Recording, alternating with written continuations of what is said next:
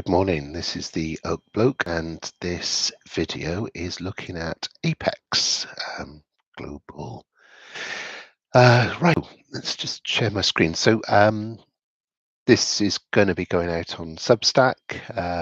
So this is my article, Apax Relax, and it's just looking at the Q1 update, which is this release here. So this was released to the market a week ago now. So just so much news flow at the moment that it's difficult to stay on top of it all. But yeah, so I went through the article. Now, on the face of it, you could look at this and say, oh well, so it falls again. So net asset value drops to 1.16 from 1.23. 70 million loss. Oh, terrible, terrible, terrible. The NAV return was minus 2.5%. Oh, terrible, terrible. Yeah, it's all gone down. Terrible. But obviously, you've got to get into the details. So the dollar weakening is a large, in fact, pretty much the entire part of this, that you can see that on a constant currency basis, that means ignoring exchange rate differences that will fluctuate and go up, go down. If you're of the mind to say, well, today's $1.33 is not a permanent state of affairs, saying $1.33 between the pound and the dollar.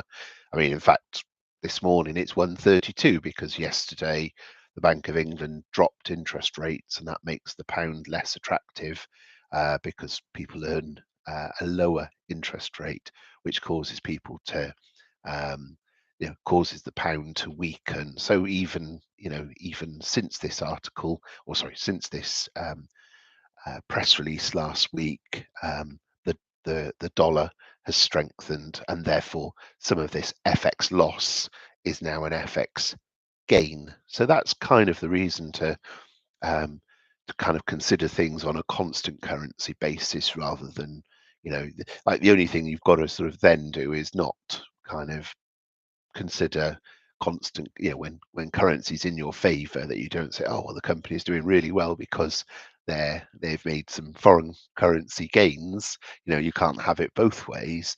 But I do tend to look at things on a constant currency basis, because unless I mean, if the dollar were fundamentally too strong, which I don't believe it is, because again, I use things like the Big Mac index to say, well, what's the cost of buying a Big Mac over there? What's the cost of buying it in Britain? What's the cost of buying it in, Germany, in the EU? And if something is fundamental, I mean, like with Japan at the moment, you can buy a Big Mac for £3, £3.60, I think it is. Now you try and find a Big Mac meal for £3.60 in the UK. I mean, they'd laugh at you. They'd say, no, that's half a Big Mac meal. In other words, the Japanese yen is incredibly uh, misvalued because the price of a Big Mac is so different. I mean, how is it possible to buy a Big Mac meal for £3.60 over there? I'm not saying you should, but it's just an illustration of currency. Anyway, let's get into my article. So, as I say, the when you actually strip out the noise, you're actually talking about a €2 million gain. But then you've also got dividends and debt interest income of 3.9. So you actually get to 5.9 underlying performance.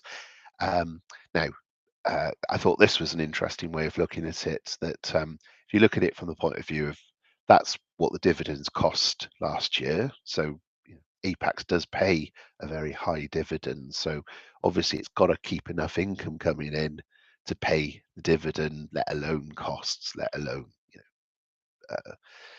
keeping an even keel, as I put it.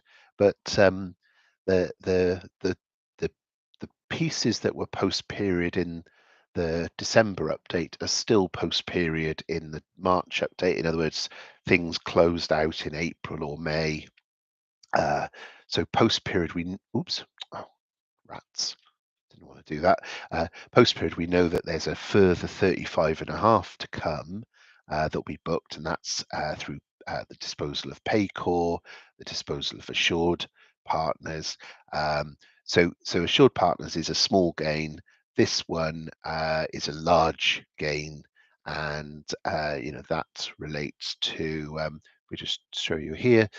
You can see that that one there was Paycor. So you can see last year it rose 49.3%, 49.3% by 10 million from 20 to 30, and then sold for 37.4. So it's made a chunky gain.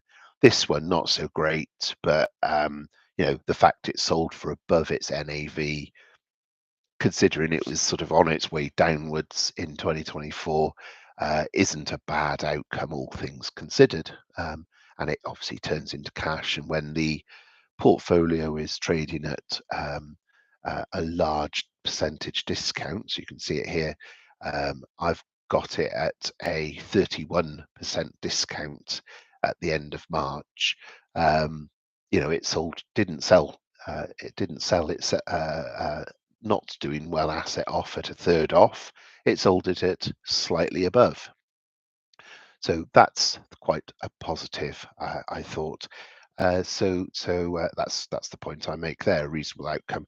So there's 41 million of gains in the first 3 months, or first 4 months, let's say, and there's 8 months left to go. So that's kind of what you need to pay the bills.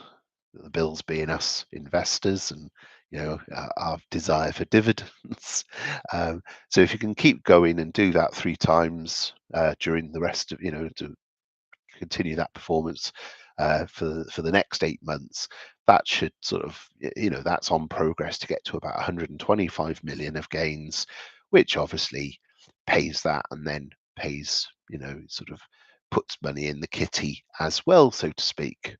So portfolio gains, I make the point, last year the gains were well above 65 million. They were actually 75 million. Now 75 is okay. It wasn't a great result. If we go back to 2021, it was 336 million. So this is what I show you here. That go back to 2020. So this is the 6-month performance. So it fell and then gained. So it was 153 million gain in 2020. 336 in 2021. 2021, by the way, was a very good year for private equity. It fell by 120 million in 2022, fell by just 12 million in 2023. So you can sort of see, obviously there was a bad year here. Things it started improving here. You see there was a gain in the first half and loss in the second half, and the same again last year, a loss in the first half and a gain in the second half. So overall last year lost. This by the way is the valuation of the private equity, and then separately and what I'm doing is I'm splitting these into 2 different parts. This part is the debt. So this is the equity part of where they're basically taking an equity stake in privately run businesses. So privately run means they're not listed on a stock exchange, whereas this is where they've loaned money rather than taking a ownership stake, and then they're earning interest. And again, you can see these numbers are sort of slowly going upwards. And I think I illustrate that there, that when you actually look at the 6-month investment income, it's on a sort of upwards slope. So the things that struck me about the Q1 2025 results, you can see here back in December 2024, profits were growing at 14.1%, which had sort of slowed from 16, but this obviously here and here were sort of weaker, whereas back here profits were growing at 35-40%, which is fantastic. So when there's a good year, these things just go like nitro. Okay, so there's past performance where I mean, like here, for example, those add up to 141% over 2 years. So these 2020 and 2021. So that means profits more than doubled in the space of 24 months. Just kind of taking that. Now, the point was that here in Q1, we get the update that it's basically back to 16, so it's increased from 14 to 16, which is positive, and revenue has accelerated from 8.9 to 10.6, which again is moving in the right direction. Valuations have increased from 17.8 to 18, again positive. What this valuation means is the EV is basically how much equity it has and how much debt it has. Combine the two together. That's how much money's gone into the business, and then divide that by the amount of profit it's making. The money that's gone in is 18 times larger than the profit that's coming out. In other words, the valuation of these businesses is growing because people are prepared to pay 18 times the earnings rather than 17 times the earnings. The businesses, the holdings are worth more. That's what that means. Cool. Okay. Well, and I also cover this off here, so this kind of gets into the detail. Now, what I did was I took the probably need to get back to my article at this point. I took the movements to work out the balance sheet. So just kind of let's work through this article though. So the other thing that I took as really positive was the fact that services, tech, and internet are the three sectors that Apax have done well in. Healthcare's been a bit poor, should we say. They've been running that down. It was run down to um, just 5% of the portfolio at the end of last year. It's now 4%, so it's dropped by 20%. Which is lovely. That's so the stuff that was losing the money is bye bye, see ya, and the stuff that's making the money is like, yep, come on board. So that's all positive. That's all positive. Um, this is the movements in NAV that led me to construct this. So this is kind of how we get to the balance sheet as at end of March. So we can see that, yes, the equity position has decreased, the liabilities have increased, cash has decreased. So there's a lot of things there that you could say, oh, negative, but underlying it, and obviously the discount has reduced as well. But underlying it is the fact that a lot of this movement is just simply that it's dollars converting into euros at a lower rate. If we get down into, where did I put it? Um, where did I put it? This bit here. Then what we see is that even GBP to euros as well. That what we can see is that the market cap, meanwhile, since December, has dropped. And I'm using today's price. I'm not using it as at the end of March. I'm saying as at the 8th of May. That this has dropped by well over 100 million euros, or in sterling, it's dropped by 75 million pounds. Meanwhile, they've actually bought back 3 million shares since, and again, I'm using yesterday's number or the latest share number, rather than the whatever it was at the 31st of the 3rd. But it just gives me an idea of this 15 pence drop. Like, is that something to lean into and buy more of, or is that something where you should be panicking and running a mile? And well, you can probably tell I kind of looked at the numbers, looked at the underlying performance. This FX 35.7 is the problem. On the basis that you say, well, the fact that that has come out or come off, in my opinion, temporarily, and also that the dividend was paid is the other thing. So this drop in the NAV from 1226 to 1159, so that's 70 million drop. Well, that's because half of it has come is there in my pocket and other investors' pockets. That's not money that's lost. It's money that's kind of ended up going back to shareholders. Okay, so um, once you strip those two things out, and then buybacks on top, they bought back 3.3 million euros worth of shares. So those 3 million shares that have been bought back, all of that taken together, is actually pretty positive as far as it's because the underlying gains are here, and then the post-period gains are greater still. So I kind of make all of those points. Obviously, I've sort of covered this already with you. Healthcare's dropping off. That's positive. So I make the point there as well. So in other words, and this kind of is the crux of the first part of this article is this has performed badly despite, when you ignore the currency, it's increased by over 40 million euros year to date, 8 months left to go. They've bought back shares at a really large discount, over 30% discount. So obviously that boosts the NAV. That, it's dropped by over 110 million euros despite revenue at its holdings is accelerating, that profits are accelerating. I'm not saying that profits are back to bumper levels, but the valuation isn't either. Relative to the performance, is it right that a share price should be down when the performance is up? Like, 3 months, in other words, 3 months ago, were people, was it less attractive or more attractive back 3 months ago? It was less attractive. Today, it's more attractive. So should the share price be up or should it be down? That's the logic I'm using there.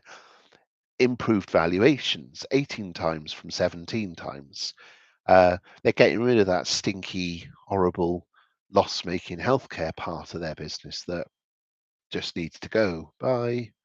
That's reduced, and the plan is that they'll be rid of that by the end of 2025, and there'll be obviously the money can get recycled into better things. So yeah, look, I think it's an irrational fall in price. Is it to do with tariffs? Well, in the article they say, well, no, not really at all, because like they call this the first order impact of tariffs. 90% of the portfolio is completely unaffected from first line or first order, and first order I take to mean that that's that there's no direct impact, but maybe the markets they serve are impacted. If you sell to let's say a clothing manufacturer, and you sell, I don't know, internet services, well, you're not affected, but your customer's affected, which affects you, and that's what they mean by a second order. But 90% are completely unaffected, 3% are some effect, and 7% are limited effect. So again, like, oh, it's gone down because of the macro rubbish. You know, and as for sort of other things like, well, copper, copper's not crashing in price. I mean, oil has reduced in 2025, but oil's back at 63. So it's actually showing a lot of robustness as far as I'm concerned, that it's not a clear signal for global recession at all. The jobs report in America, not a clear signal of impending doom at all. A lot of, I mean, I'm looking at all the Q1 earnings reports coming out of America. A lot of them are very, very, very, very strong. The Mag 7, a lot of those were very, very, very, very strong. So the only thing that is weak is the sentiment, and even that isn't that weak. Again, we could look at the latest, and it's all above 50, which is expansionary. Yes, it's come down from maybe 57, 58 to 52, but it's still above 50. So I am not yet seeing that nailed on. And actually, a really, a really positive that I saw was there's Doctor Doom, as he's called, and Nouriel Rubini, who always speaks very, very negatively, actually said very positive things about how the US economy, because if it's leadership in AI, in robotics, in different key sectors and future-facing sectors, um, that there are lots of reasons to be optimistic, and for Dr. Doom to be optimistic. I was surprised to see that interview. It's certainly worth watching. It's on Bloomberg, so you can catch that on YouTube. I might even put it in this article. I don't know. It's a bit sort of going off on a tangent, but anyway, Apax is largely insulated. Two-thirds of, well, just under two-thirds, about 60% is US, about 30% is Europe, and about 10% is elsewhere, so Israel, India, rest of world. So uh, any kind of recovery, the Trump tax cuts, I think, could be incredibly positive for business. Obviously, the lower corporation tax rate, incredibly positive for business. Obviously, the sentiment's a lot improved in the EU, in Europe, even sentiment in the UK. I mean, we've got the free trade deal that I said we would be first in the queue, and I was right. Yeah, it just seemed logical to me that Trump would deal with the ones that are his allies, his key allies, and special relationship. And it just seemed logical that we would be the first, if not among the first. And sure enough, we've now got a free trade deal with the US, which very positive for a lot of and also just for British, for investment flows. I think it's not just about goods and services; it's about that whole, um, that it puts the UK in a spotlight. Anyway, second part of this article, we're at 20 minutes, so I'm going quite well here. Second part of this article is just looking at some of the new companies that they've invested into, and just getting a little bit of an understanding of like what sorts of companies are they investing in. So first one was S&W, and I thought, well, who's S&W? I typed in S&W, Smith and Wesson. Thought, oh right, okay, well, they'd be affected by tariffs because obviously they're physical goods and guns, ammunition. But it wasn't Smith and Wesson; it was Smith and Williamson, different company entirely. And this is a UK accountancy firm. Does a lot around insolvency. And yeah, there's reasons to think that there's plenty of red tape for them to sell their services into. um, the red tape's not decreased. It's and what do? You just pay for the red tape. That's all you can do. It's you have no choice. Uh, yeah. So 23,000 clients. They've got 120 people. The investment from Apax is to grow the number of people, but to also do acquisitions. So the idea is that you just rinse and repeat, but sort of create a brand, create and drive profitability by acquiring further customers, further capabilities, further people, partners, to grow the business. Quite a bit of what they do is estate planning. Quite a bit of what they do is arranging private credit. This was a really interesting statistic, and there's a link to this article here that takes you to the um, the website. But the fact that private credit has absolutely exploded in the UK, I thought was very, very interesting. Because a lot of people say, oh, the AIM market's terrible, it's collapsing, businesses are leaving it in droves. Well, I've been doing some digging around, and there's plenty of companies leaving the German euro markets. There's plenty leaving the US. You know, that I wonder whether, and I haven't really got the exact evidence to this, but I wonder whether there's just a general retreat from public markets and an increase into private markets. And what I mean by that is, rather than being listed on a stock exchange where you've got to pay compliance costs, red tape, funnily enough, and obviously that red tape's not cheap. Even AIM is one of the cheapest. It's still about 500,000 a year, maybe a little bit less if you, but not far off. You won't get much out of £500,000 of cost And if you can avoid that as a smallish business, if you're only turning over, you know, 10 million and making a profit of 1 million, half a million is half your profit.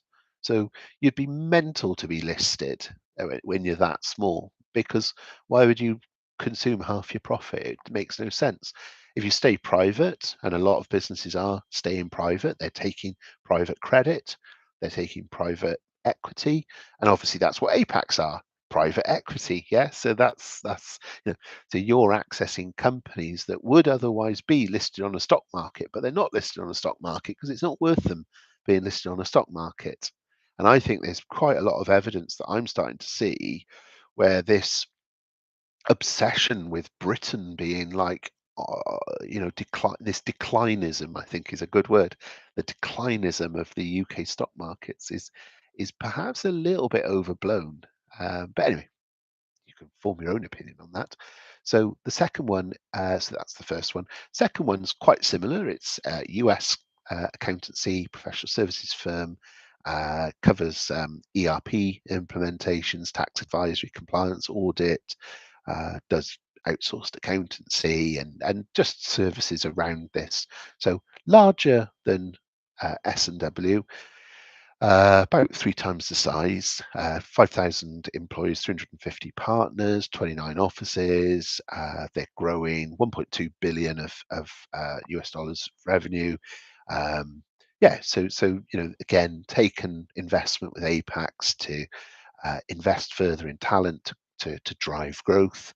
Part of that is mergers and acquisitions, rinse and repeat. Part of it is expanding service lines, developing technology solutions, entering new markets, developing talent.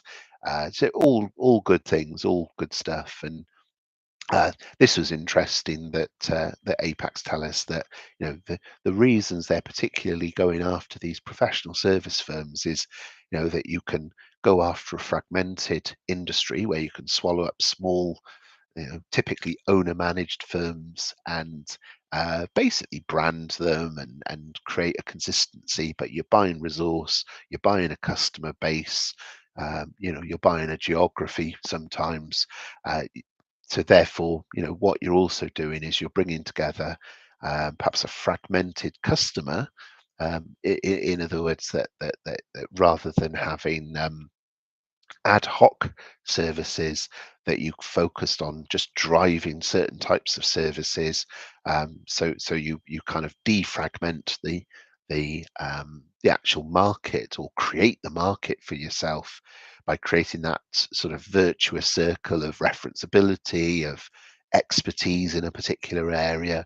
If you've done I mean, and sort of going back to, I don't know, say taking the fact that these guys are NetSuite.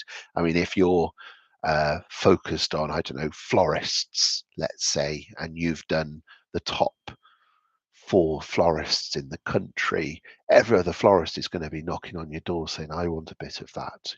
I know you've done great work with these.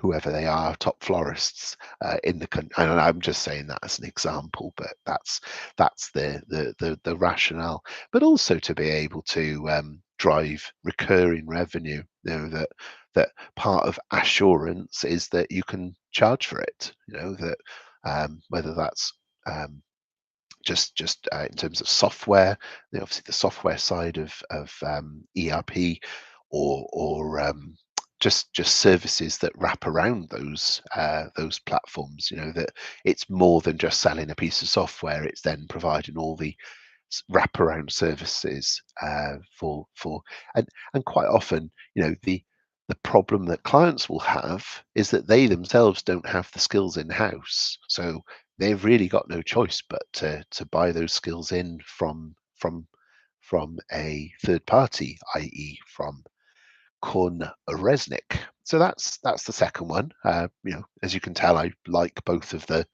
2 holdings that they've gone into in 2025. They all look good to me. Third one looks good as well. Dealer DMV is in the US, when you get stopped by a policeman, I never have been stopped in the US, but I've watched enough films where it seems to constantly happen.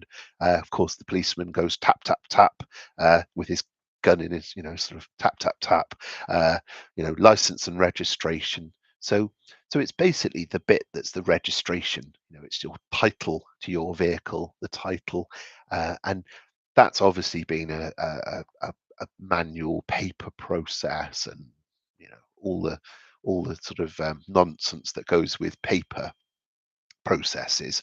So this is a digitization. This hooks in with car dealer management software. It basically hooks in with the government department that issues it. So it's a digitization of the whole, like your V5, essentially, the equivalent of a V5 in the UK, which the Americans call Title. It's a software platform that does that. They've got deals with pretty much all of the major dealer management softwares. Um, they yeah, it's all integrated together to those ERP systems. It's got other things like the ability to generate all the paperwork, and generate the e-signature. So you get the part of it is that you've got to have a physical signature. So it does all of that. So yeah, again, just a really nice business. I obviously we don't get all the granular, detail of its profitability and so on, but you'd like to think that something like that's going to do reasonably well. And it's not vastly different to something like Pinewood, which was one of my 2024 ideas. That for those of you that, that follow my ideas that closely, you'll know that that's actually sort of something quite close to my heart. Anyway, to conclude, as I say, I think it's an irrational price drop. There's no real justification that I can see why this should suddenly be worth 110 million less than it was before. I like the new holdings; they look good to me. Obviously, the proof will be in the pudding and the valuations in the periods to come. Um, I like the fact that they've managed to sell off a couple of holdings at chunky premiums. Again, the proof's in the pudding as far as that goes. The one that was weak sold at a premium. The one that was strong sold at a big premium. That, to me, seems like the model's working. Um, and then I sort of conclude by saying, well, will we see 2025 like 2021? Possibly not. But I do think that that's coming. I think the tax cuts, I think obviously there is a little bit of hiatus with Lib Day and all the sort of, but even just, the free trade deal with the UK, I mean, that is going to drive more investment. That's going to drive more business, not less. So I think if we see an acceleration in these post Lib Day free trade deals, and maybe I should be saying free in inverted commas, because it's not to say that the tariffs have exactly entirely gone. It's not that tariffs are now 0% between the UK and the US. That's not true either. But yeah, on balance, I mean, it should drive more progress, not less, in my opinion. So even if it's the case that 2026 is going to be the vintage year, during 2025, I think the re-rate could well, because normally markets will price ahead, you see. So and actually the final point I make is, well, even if 2025 is a rubbish year, obviously it's about buying and selling good companies, and the good companies can earn dividends and pay you dividends. So there's a degree of resilience that even if it's a rubbish year in terms of trade sales and IPOs and that kind of thing, that doesn't necessarily matter, because it's also about how cheaply you can buy and acquire new holdings. And because Apax has got, including debt, but firepower of, I think it's over 400 million euros. So there's plenty of firepower for them to acquire new companies cheaply if 2025 is going to be a rubbish year. Again, you can't just say, oh well, because it's a bad year, that's why the share price should be down. Well, if you're able to acquire businesses at attractive rates and attractive valuations, well, you know, it's about making a profit between what you buy it for and what you sell it for. That's just simple business to my mind. That's so far so good though. It's double what it was in 2023. This little light purple is the Q1 deal count. So deals are double what they were 2 years ago. 20% or 25% higher than this time last year. So far, we're not seeing catastrophe. Far from it. Could it end up being catastrophe? I mean, so far there's no evidence to that, other than the share price has dropped to a level. And actually, interestingly, if we say, well, what was the share price back in 2023? This I think is quite shocking.